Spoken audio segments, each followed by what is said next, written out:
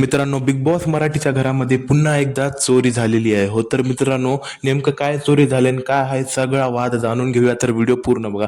तर मित्रांनो, उद्याच्या एपिसोडमध्ये आपल्याला हे बघायला मिळेल की प्राजक्ताची नाही का चावी चोरी झालेली आहे. हो तर मित्रांनो, आणि प्राजक्ता नाही काय सर्व घरच्यांचं सामान चेक करत होती. पुऱ्या घरानं तिची चावी हुडकत होती आणि तिने नाही का म्हणजे सगळ्याचं सामान पण चेक करते. सगळेजण कॉम्प्रोमाइज करतात.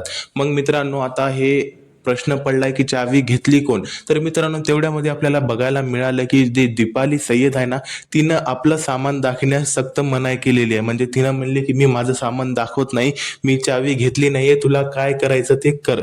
तेवढ्यामध्ये मित्रांनो नाही का आपल्याला हे बघायला मिळेल की सागर करांडे दीपाली सय्यद सोबत भांडणं करतात तिथं. हो तर मित्रांनो, करांडे म्हणतात की तू जर चावी घेतली नाहीयेस ना, तर तुला दाखवायला काय प्रॉब्लेम आहे तुझं सामान.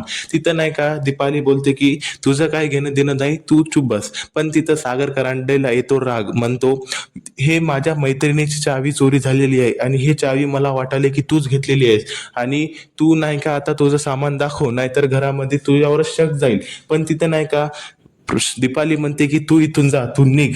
आणि ह्याच गोष्टीहून नाही का सागर करांडे म्हणतो की मी इथंच राहणार, मी इथंच थांबतो, तुला काय करायचंय, तू मला निघ कस काय म्हणतीस. म्हणून ह्या दोघांचेच तिथं आपल्याला भांडणं बघायला मिळतात.